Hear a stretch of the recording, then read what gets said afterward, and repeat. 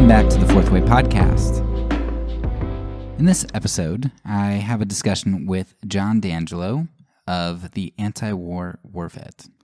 After the last episode with Zach Johnson, who also has some military experience, I recognize that I wanted to get some different angles from somebody who had combat experience. So I talked with John today. Whereas the discussion with Zach focused a lot more on maybe the theological, spiritual aspects, the conversation with John today got a lot more practical. And one of the things that you're going to hear repeated in this episode by John is kind of an emphasis on, even though he's a Christian, recognizing the need for what Gary Habermas would call like a minimal facts approach. This idea that we are going to talk to secular people and atheists, and we can meet on the common ground. I don't have to sell them on the image of God to have a lot of the same common ground and discussion as to why the state should be abolished. Now, as Christians, we can certainly go a lot deeper than that and have those discussions, but we don't need to evoke Christianity in order to make some arguments with those who are secular. So like I said, this episode is going to end up being a lot more practical, and I think you'll find it a good complement to our discussion with Zach.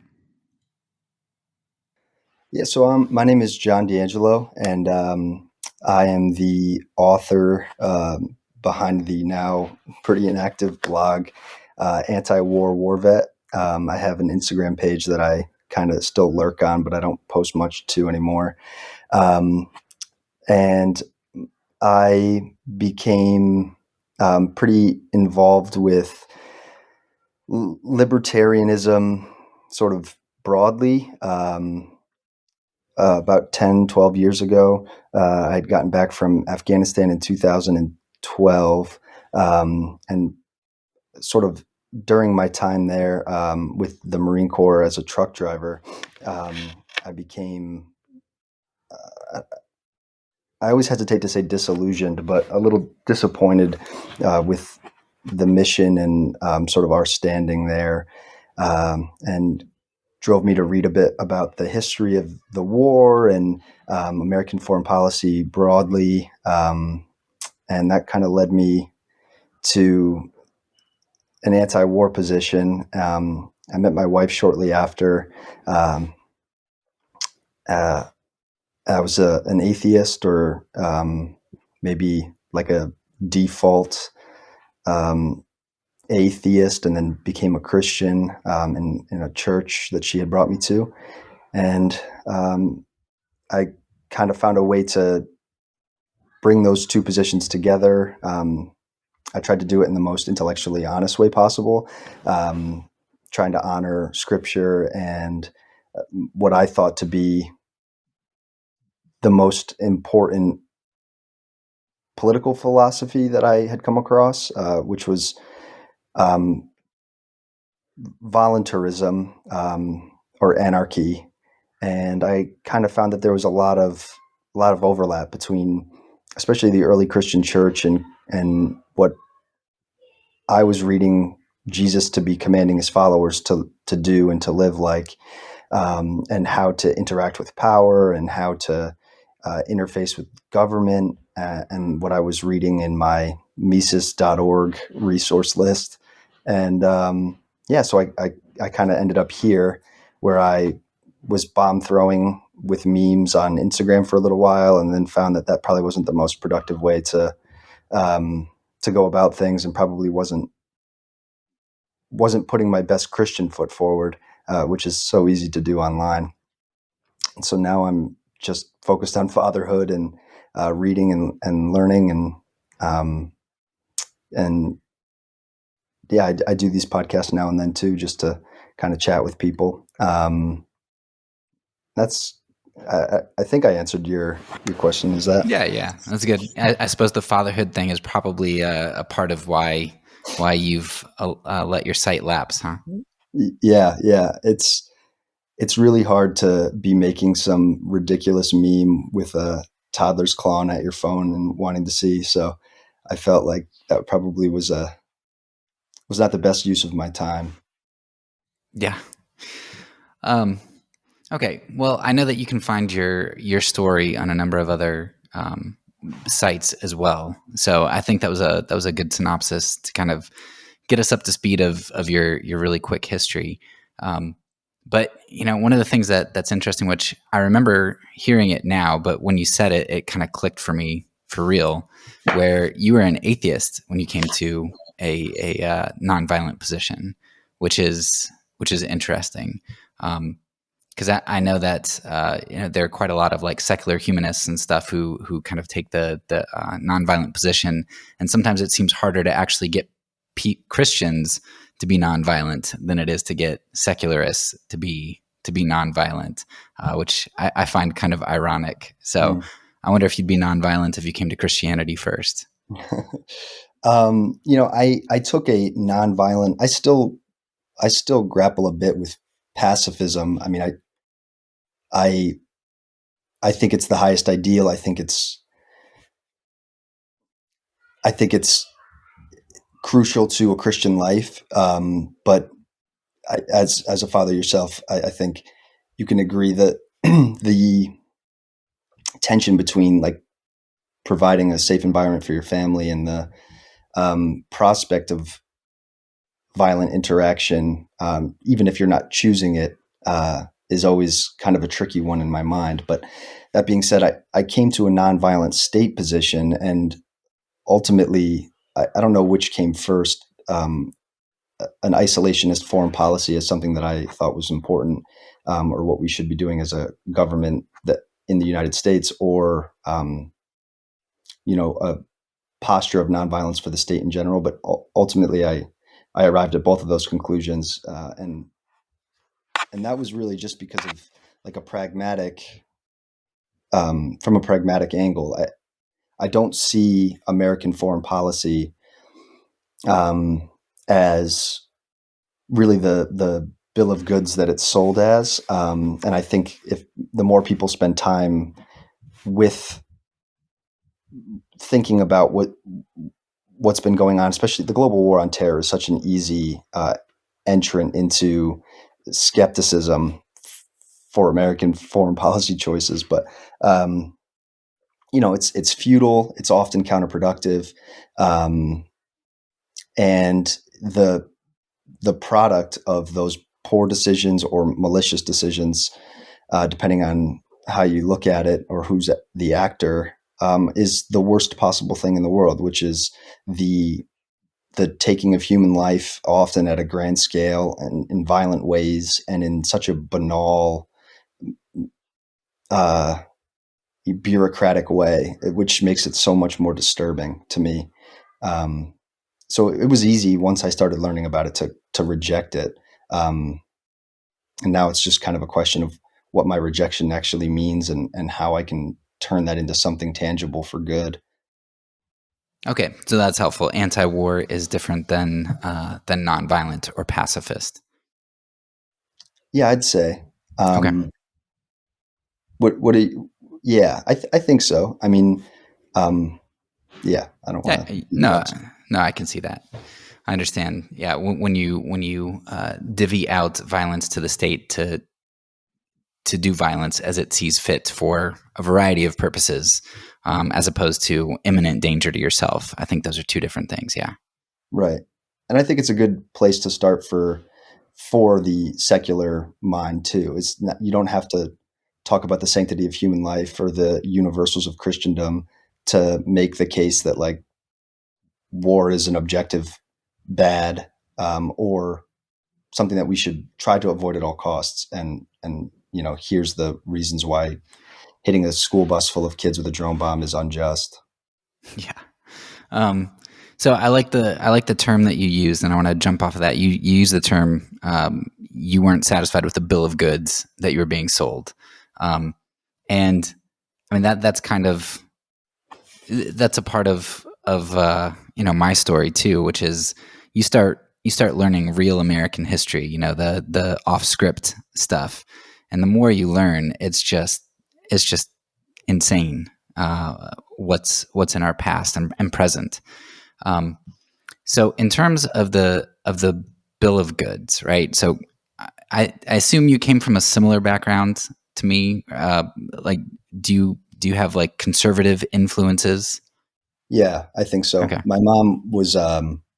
I grew up in a single mom household. We lived with my grandmother for a long time, and they're definitely right leaning. But I think my mom is much like my wife, the position I respect a great deal, which is um, thoughtful removal from the entire political sphere. Like my mom doesn't want to talk politics or care much for politics, which was definitely part of my upbringing too, which I think makes it easier because I didn't come from a tribe ideologically. I came from a, you know, uh, more or less like middle of the road, right leaning suburban um, household. And, we were nominally Catholic. I was baptized Catholic. And then we kind of fell away from the church because it was hard for her to do logistically. And then I think those were, important seeds for my foundation. But, I never had much impressed upon me.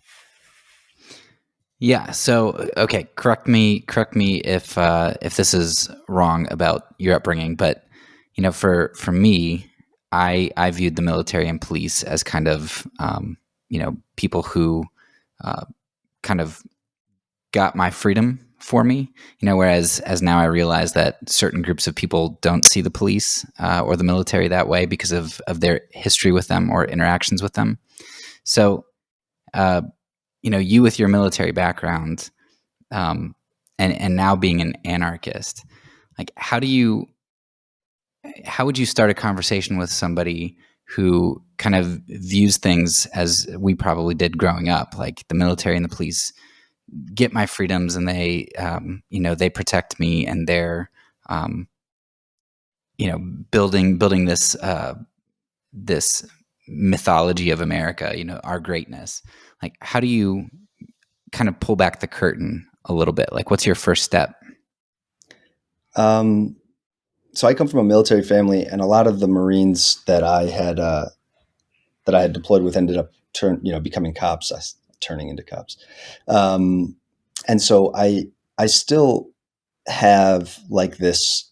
I've heard it referred to, I think, by Scott Horton, but I really like the term like Boy Scout patriotism. Like I really do love the sort of cartoonish version of American history and the American founding, and with that, like I appreciate um, the spirit of the like really corny, sheepdog sort of thing. Like I think any functional society has people who do stand as like a vanguard against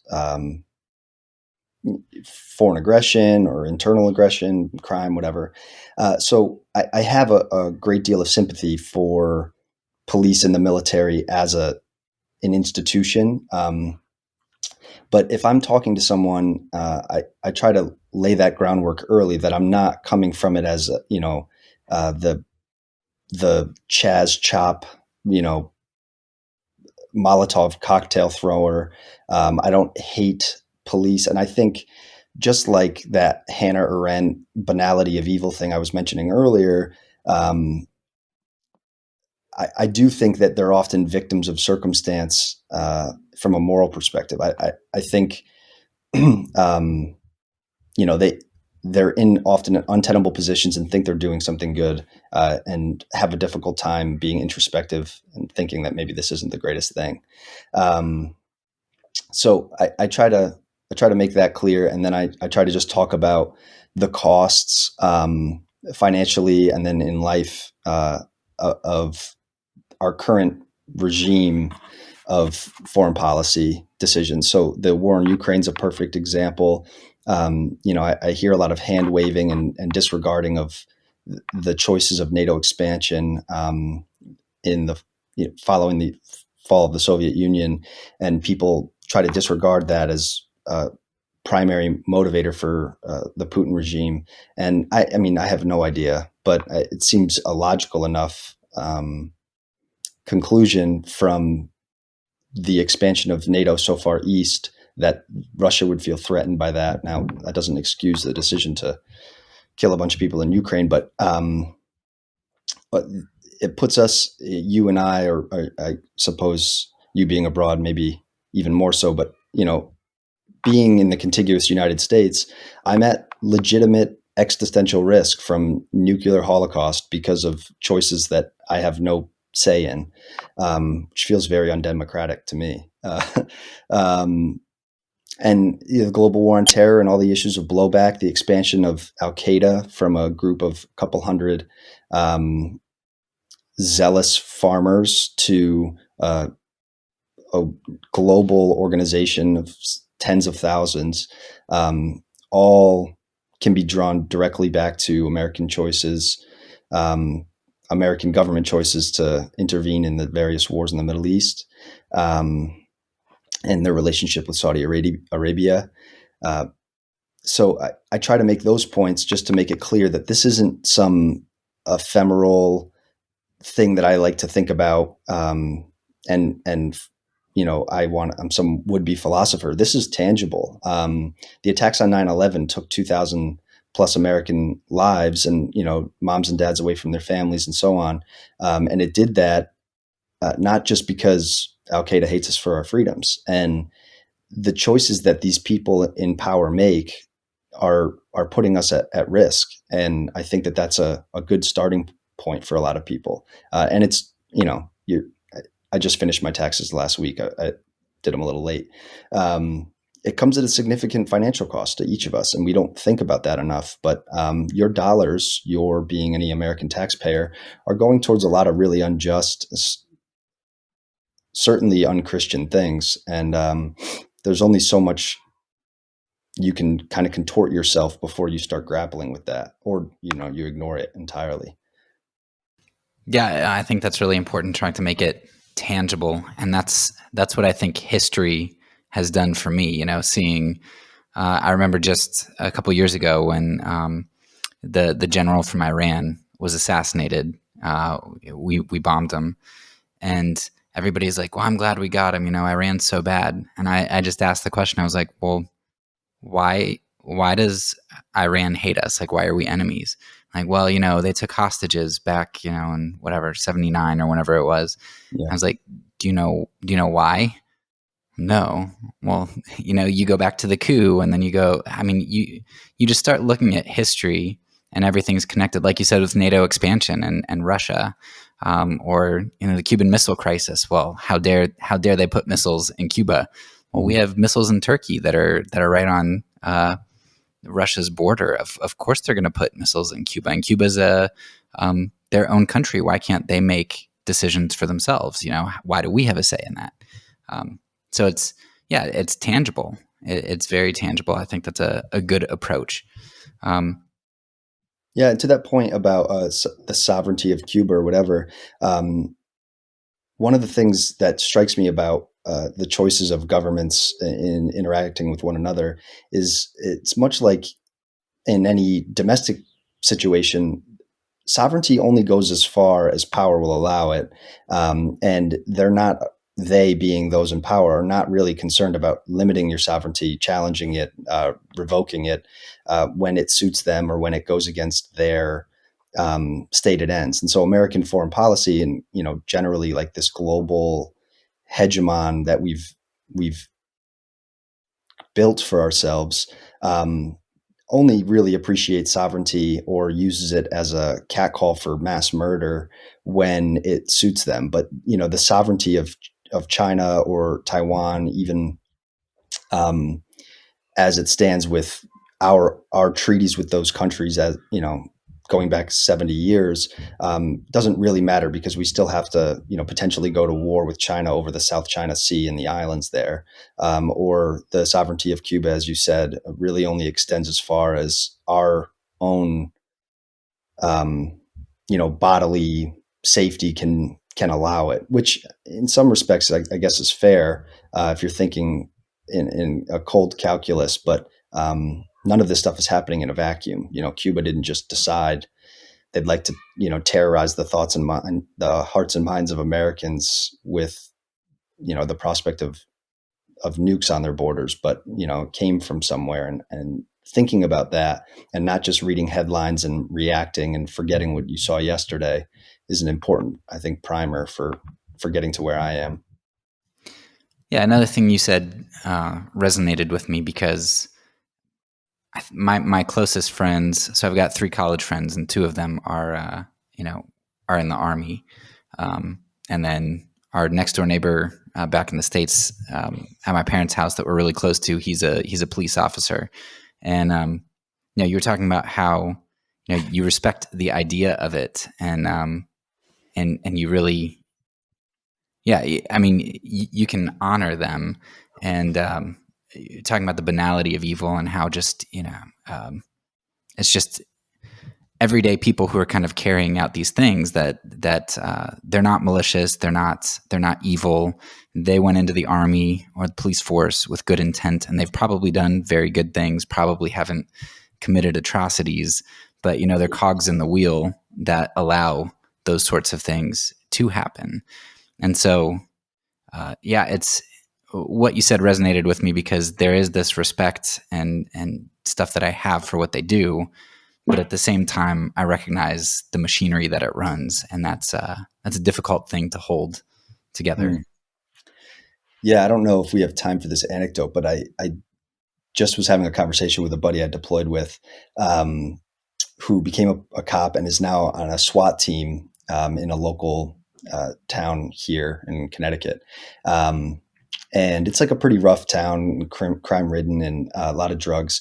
And he was telling me about the SWAT raid they did a couple of weeks ago for this murder suspect that they had been tracking for a long time, and knew that the following morning he would be getting on a plane at Hartford Airport and fleeing the country.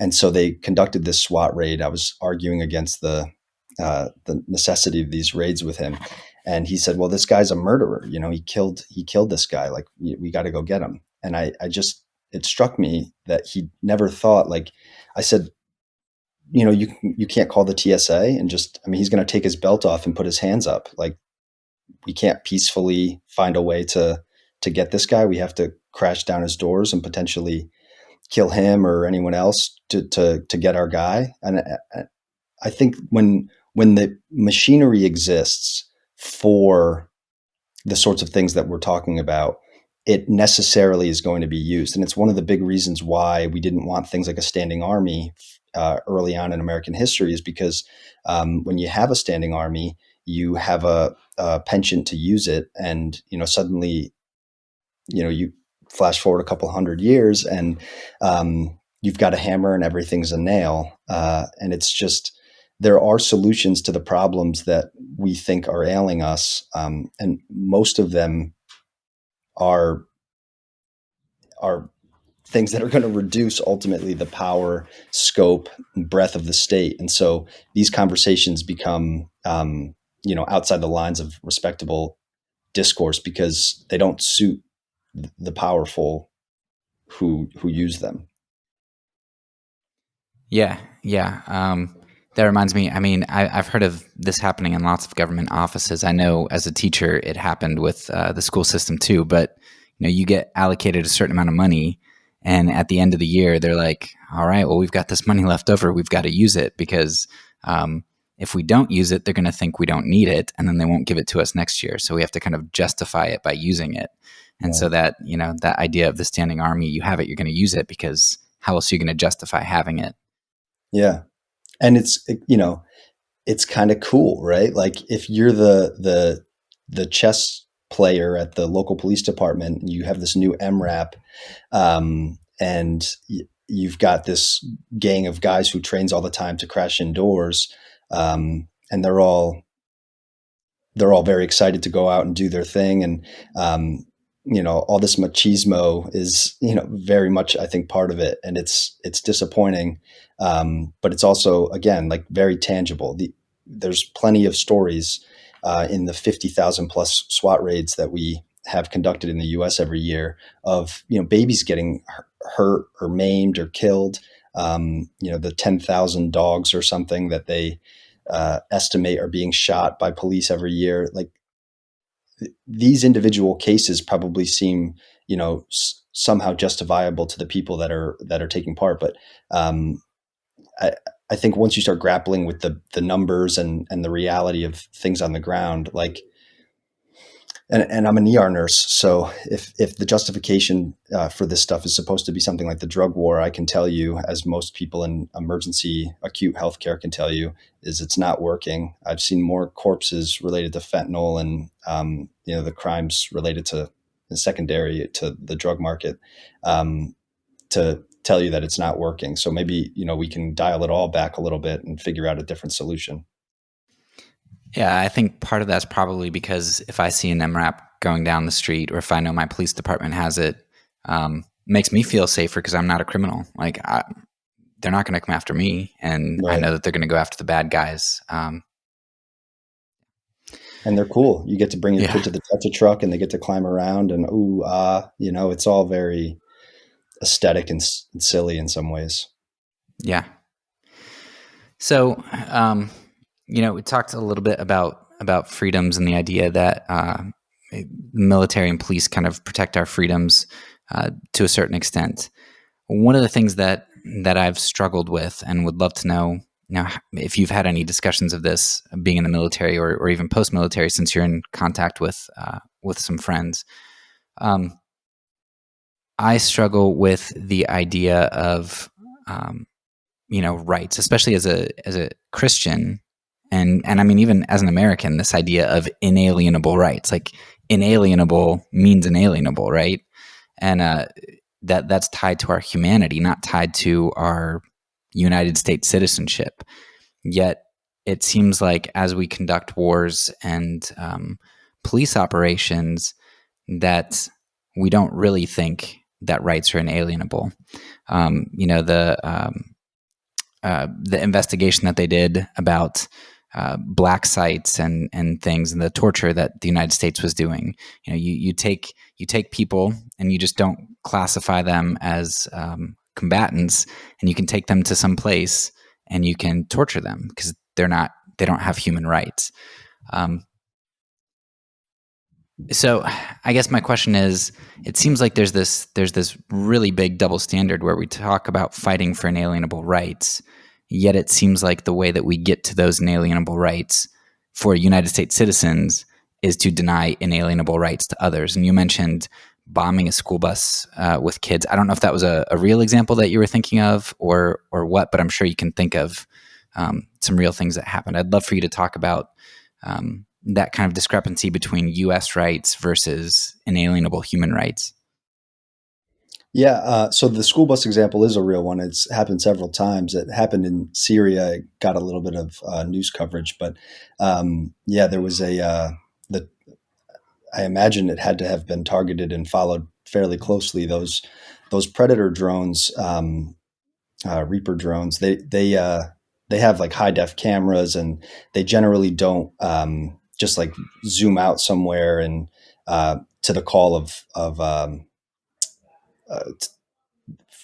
they don't generally just come out and just bomb randomly. They do a lot of reconnaissance and stuff, and they use people on the ground to make the calls for when they're going to bomb. So they hit this school bus. I don't understand how that could have been confused, and it's happened in, I think, in Iraq and Syria certainly, and I'm sure elsewhere. Kindergartens and daycares. I mean, this is sort of the nature of this giant machine. And yeah, I think you're right. I mean, ultimately, the question about human universals really falls away when you're making military decisions, which in some respects, I guess, is necessary if you're conducting a war. It just so happens that our war is sort of ever expanding. Who we are at war with is an ever growing list. And that necessarily means that there's that many more people, the citizens of all of those countries that we add on, that become unpersoned and the unfortunate victims of this ridiculous machine. It's the only way I can really think about it as in terms of a machine, because it's so soulless and bloated and insane.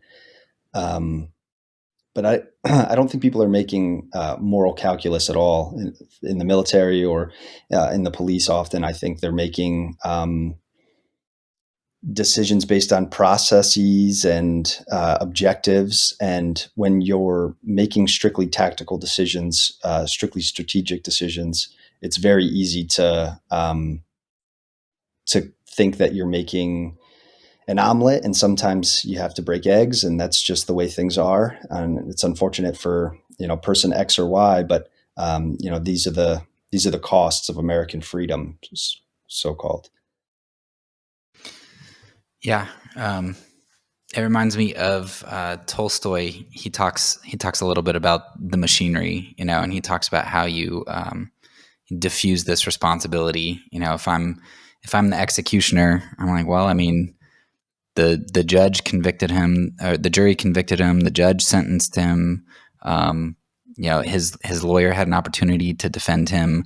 I'm just flipping a switch. I'm just kind of doing my job, and you're able to kind of make your role really minor and something that isn't a big deal when you can't see the big picture.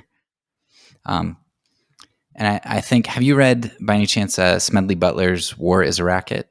Yeah, it Okay. was one of the first like big anti-war books I read. So interestingly, just because Smedley Butler is like a legend, obviously, in the Marine Corps, and he's in when you're in boot camp in the Marines, you have to yell these. They call them ditties. Like they'll give a call and response thing. So one of their call and responses from the drill instructors was 2 Marines, 2 medals, and you yell Smedley Butler's name, and they do this constantly. But his name reverberates in the culture of the Marine Corps.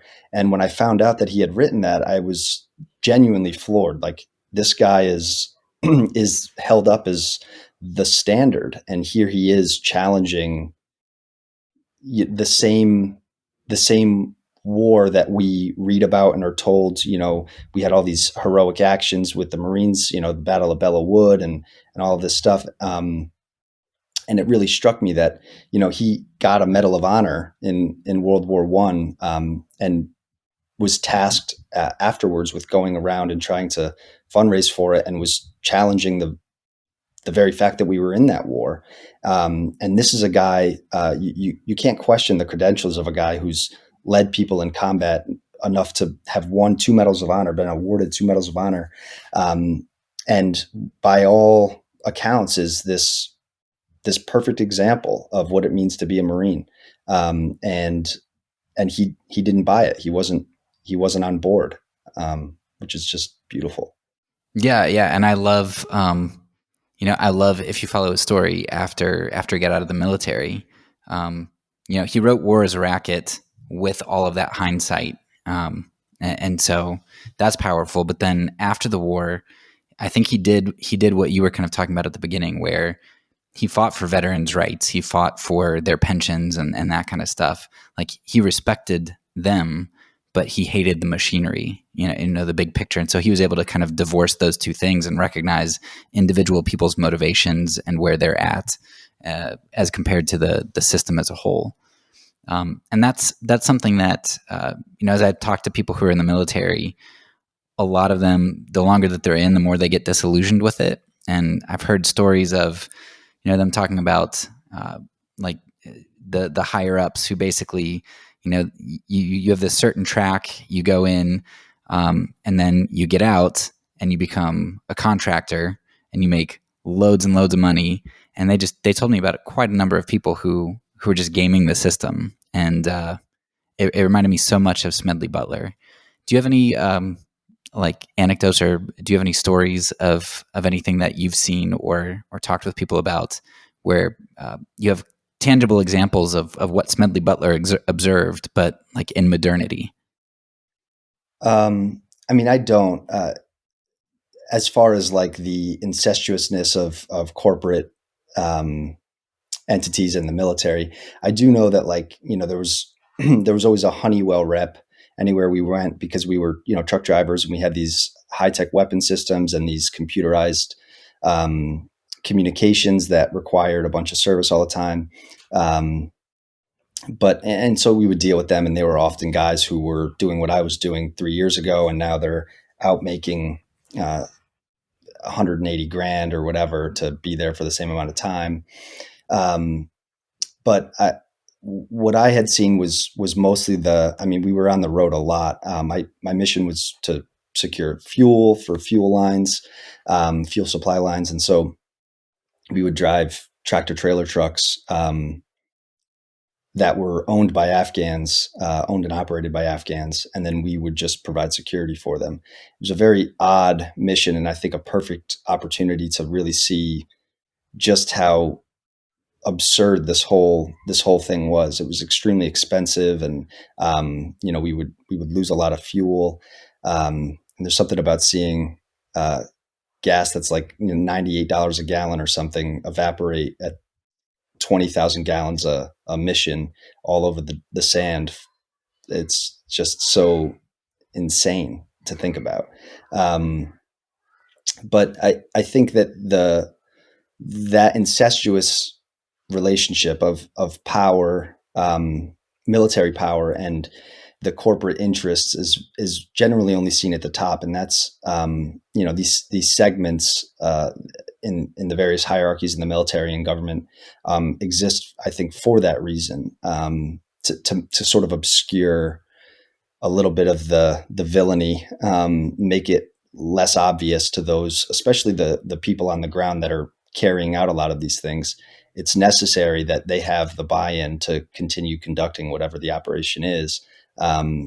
So if you start questioning the veracity of various claims, or how functional it really is, it doesn't really serve the ultimate ends of power. So I know in the military now, or at least, when we were really involved in a lot of like combat operations in the Middle East, there's an understanding that like no one really gets why we're here. But now that we are, and, we're brothers in arms or whatever, we're doing this for one another and for general safety of our crew. And because it's kind of fun, and we're 20 years old, and they gave us 50 cal machine guns to play with. And it's this sort of postmodern take on the military, which is like it's all ironic and inauthentic and whatever. It'll make for a good meme or a good profile picture, and I'll make a little bit of money and go to college for free. And it's a little bit cynical and extremely sad, but I think that's sort of the reality for a lot of people. Okay, yeah, I was just going to ask you: is that like something that in retrospect you kind of impose on yourself back then, or do you think that's a really common perspective? No, I mean, the tropes about like this being either an issue that we don't understand, or that is like the mission in Afghanistan, right? Or I know some of the guys I deployed with had been on the same group that had gone to Iraq in like 2008, 2009. So if you're deploying to Iraq in 2009, you fully understand that you don't understand what it is that we're doing there, except that like Saddam's gone now, and there's still people shooting at us. And term like Sunni and Shia don't really mean a whole lot, but they're Arab and different looking and speak a different language, and they're the stated bad guy. And so we'll do what we have to do. When I got to Afghanistan, we had already been there for 11 years, 10 years. I'd gotten there in 2011. And we had this undulation of military action because early on, Afghanistan was the focus. That's where bin Laden was. Bin Laden's gone. We kind of focused more on Iraq, and now we're back. I was part of the Obama surge. And so we don't quite get what we're supposed to do here, except that we're going to dominate this country. And the perspective of riding around in a multi-million-dollar high-tech vehicle past shepherds with sheep, past people who don't have electricity, whose running water comes from a giant, plastic tank that the little community utilizes. People who ride on motorcycles, 7 people in a family all at once, and who draw water from a well with a bucket. It's really not hard to see the absurdity of the contrast between, us and the enemy, and not quite understand what it is that we're supposed to be doing here, what mission we're supposed to achieve. It certainly couldn't be hearts and minds like we were told, because they certainly don't seem to like us very much. And nothing we're doing is to win hearts or minds. So I think everyone's very acutely aware, who's operating on the ground, especially if you're outside the base and dealing with locals, or part of a combat mission. It's impossible not to see. Yeah, so you're talking about multi-million-dollar vehicles and losing 20,000 gallons of gasoline. That's a lot of money. And talking about just doing your taxes, it makes me think. When I do my taxes every year now, I think about, man, like 50%, whatever it is, of this is going to fund something that I wholeheartedly don't believe in. And that's just the war part. I'm sure there are lots of other things I don't believe in that my money goes towards. But it's sold to us as being, well, that's, part of what you do because you're an American citizen. You live under the Constitution, under this law.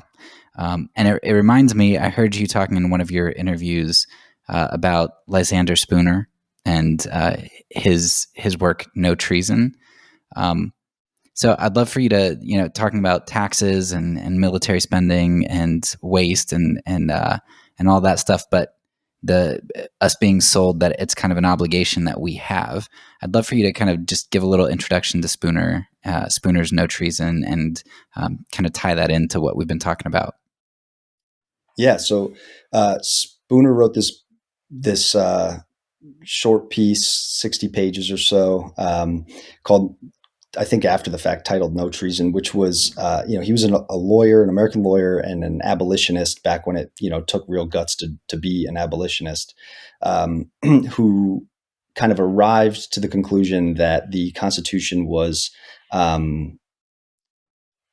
not binding for the contemporary American citizens of the middle 19th century, because most of the people who had signed it had been long dead, and it was something that you couldn't argue would be still controlling us today if consent, which was his underlying principle, really couldn't be understood to be given by the individuals of the day, or especially those who weren't voting, either because they didn't have the right, which was the vast majority, or because they chose not to.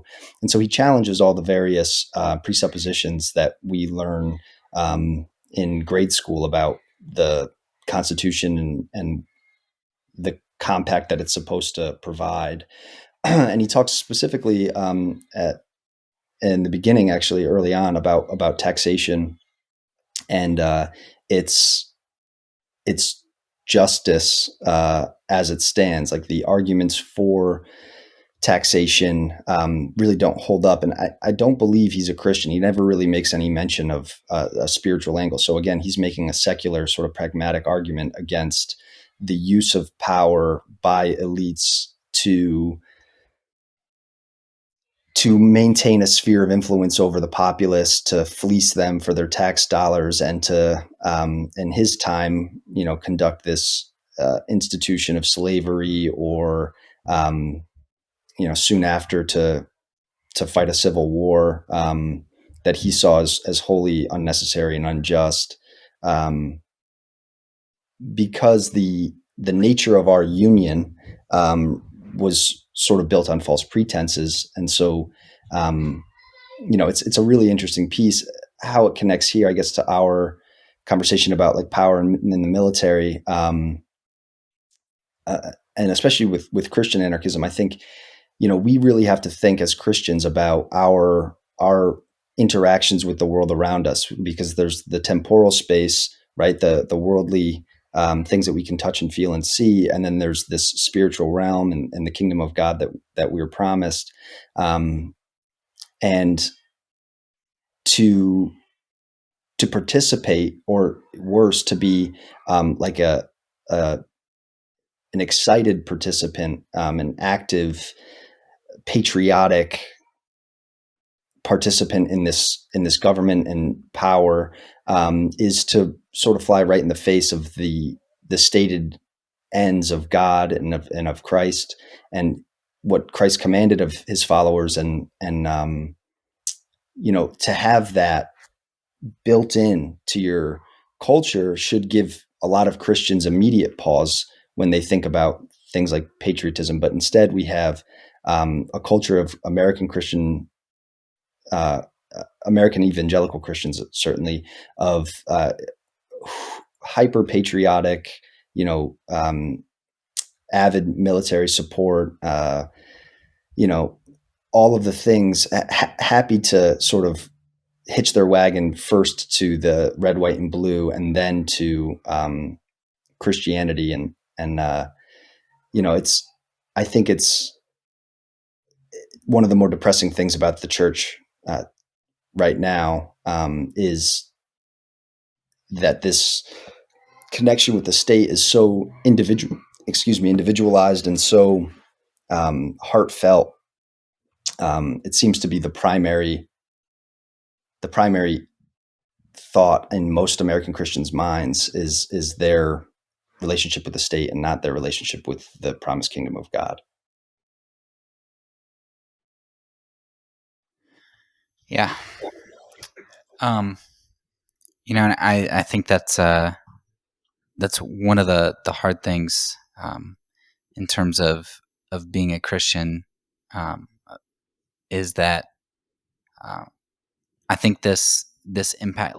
I'm not saying that, of course, atheists and secular humanists have emotions and feel for other people, but it feels like, because of my view of the image of God, like this whole issue just strikes me at a fundamentally different level, like just the devastation and despair of what we're doing to the world, and the systems that we're kind of enslaved to.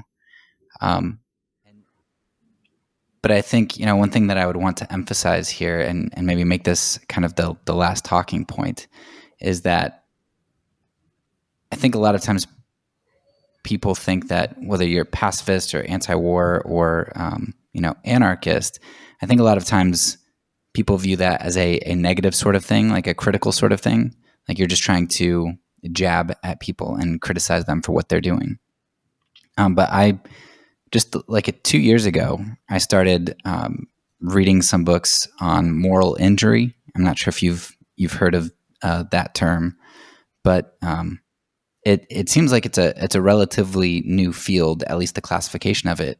But it's basically talking about how soldiers are injured morally when they come back. And part of that was there's this guy named David Grossman. He wrote a book on killing, and I thought his book was good. He's an interesting guy, but at least his one piece of work was really good.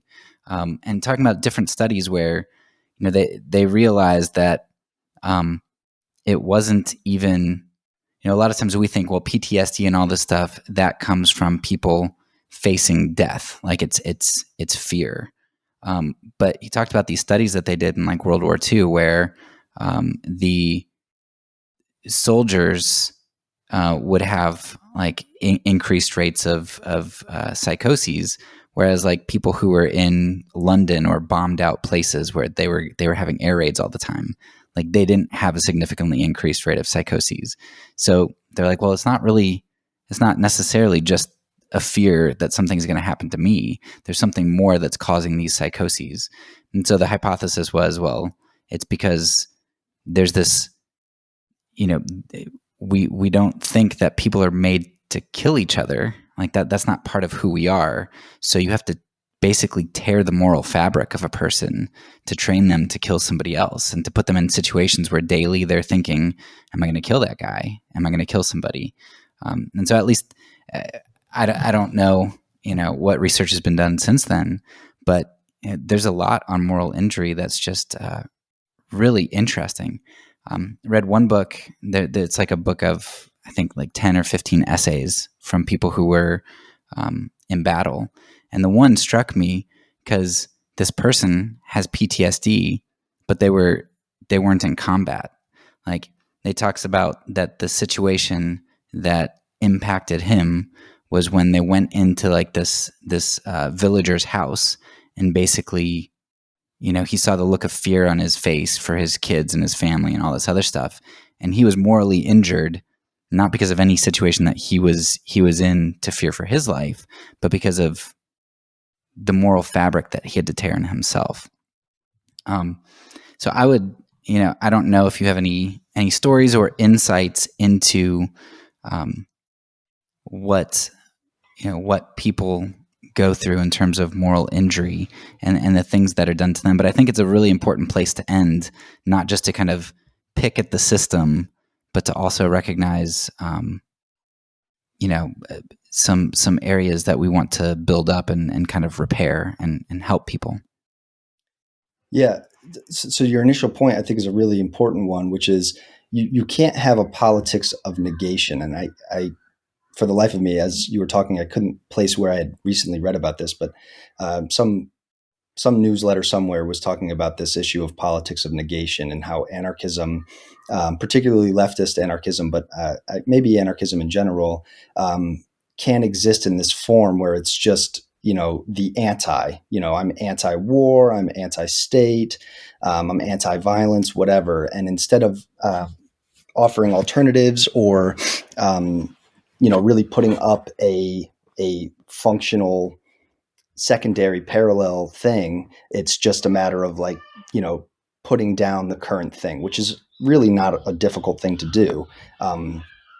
So the issue of anti-war maybe is better served as a pro-peace agenda, and that moral injury, and the way that all ties in is that I think you're right. A lot of veterans, especially of the global war on terror, have extremely high suicide rates, as they did with Vietnam. And these are two big military actions where the buy-in, so-called, of the individual participants is really kind of hard to come by. And so if I have to go to a foreign place, get shot at and bombed, and then I simultaneously have to take a human life, and I don't quite understand why. I don't see that person as a genuine threat or enemy. That often flowers; those seeds often flower into something really destructive later on, which is why people have really high rates of divorce and alcoholism and, again, suicide, is because I think they're taking part in something that's really unjust. There was a piece in the New York Times just this week about a drone operator who, because they're not classified as combatants, they don't really go through any of the same psychological reviews and decompression times and all that stuff. And they're asked to go on high def camera and kill people like a video game. And he really struggled with that. And I think, the point of the piece was really inane. It was basically saying, we need to classify these people as combatants so they could get more mental health treatment. And it's like, well, maybe we should just dismantle all of the various, institutions that are perpetrating these things, and having these people act as, participants in bombing various countries all over the world. Maybe that's the thing that we should focus on. The David Grossman book is wonderful. I read it while I was in the Marines, right before one of my early schools. I think it was part of the recommended reading list, and it talks a lot about how you train an individual, Western American, these cosmopolitan, educated people, to do something so barbarous. And it's it's very streamlined and really quite amazing. Every aspect of your training has uh, this underlying focus on killing and death. So like when you respond, oftentimes to respond, you'll be saying kill, and it'll be 100 guys yelling kill as like an affirmative to whatever they're being told. And when you're in it, it just seems like, yeah, this is what we do. This is the culture. You yell kill. And, but every aspect down to that, mundane of a detail is supposed to prepare you to pull the trigger when the time comes. And the question is not so that you can feel better about it or it's easier for you morally. It's that so in the moment, you won't hesitate and that you'll do the thing that you have to do, overcoming your innate aversion to, killing another human being, which exists no matter how much you dislike that other person. Even if you're fully justified and they did something terrible to a loved one or whatever, there's a human element that makes you not want to do that, not want to kill. The pro-peace, nonviolent position is the natural one. And I mean, natural in the sense that you and I would think, which is like our nature as image bearers of God. Because all human beings are. That's not something that we get to draw a border around, and then those people inside the border, outside the border, are not image bearers. And it's an important thing for Christians to talk about and wrestle with explicitly, and something that I think churches should be, especially in the West, who are the major dominant force in the world right now, is how we think about violence and how we as Christians are to participate with that, to consent when it's asked and maybe even when it's not, and functional ways that we can be pulling away from this organization, instead of being so happy to be part of it, because it's one of the more heartbreaking things about my even personal experience with church is just how much of the military and police culture has pervaded and comes to kind of define the church body. And it's this overwhelming irony for me that the same group of people who will talk about Jesus and his death and resurrection, as we had just celebrated last weekend, will be wearing clothes or hats, or working in occupations that are the very same organizations that would have chased down and killed Messianic Jews, Jesus himself, the early disciples of the church. It was the same powers that early Christians wrestled with, and really got, I think, a lot of their credibility and resolve from fighting against, are now we hand in hand with the church, which it's just amazing to me that that's where we've landed. But I hope that's not where we end. Yeah. Well, I think that is a good place to end. End this discussion, though, because you're talking about negative politics, and I'm not sure if you're familiar with Stanley Hauerwas's work, but the thing that he says is that the church is the Christian politic, and so I think as a Christian anarchist, my goal isn't the individual. Like I believe in individual freedom, and I think that the state's a huge problem. But my positive politic is the church, like communities of peace that model peace, that don't compromise, that aren't cogs in a wheel, but they do the right thing because it's the right thing, regardless of what some authority tells them to do. They obey God rather than men, and they're communities that are generous and that disciple one another. And I think that's an important positive ethic, not only for the world, but also for people who are returning from war who are Christians, because Christians compose a lot of the military. And I think the one beautiful thing about going into a senseless war is that it might wake some people up. And when they do wake up, I think that the church needs to be there to offer that positive, the positive politic. But unfortunately, like you said, a lot of American Christianity is hand in hand with the government and doesn't have anything to offer. Yeah, and it's best demonstrated by the military clergy and the entire organization of like the faithful amongst the military. If you want to see the most rotted, unironic corpse of Christianity, just go to a military on-base church somewhere and listen to a sermon where they contort scripture to justify anything. And it's one of the things that really gets me pretty heated at this point in my intellectual walk, because these are people that are being relied upon for spiritual guidance, and instead are really just explicit water carriers for regime. And so, I think you're doing a great thing here, and any Christian who's really working to try to spread the gospel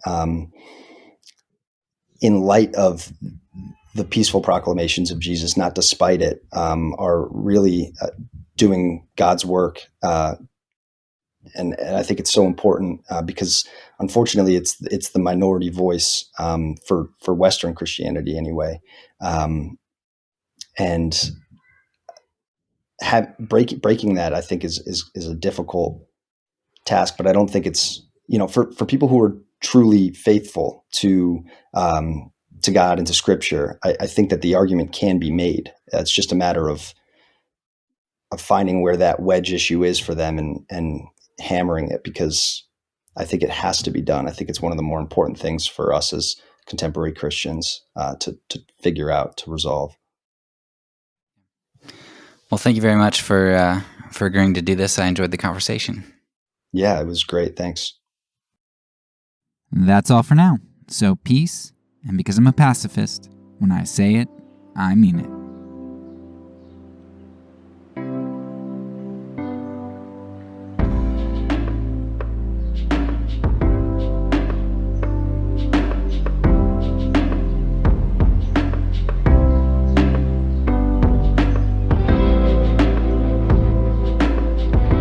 This podcast is a part of the Kingdom Outpost Network. Please check out the links below to find other great podcasts and content related to nonviolence and kingdom living.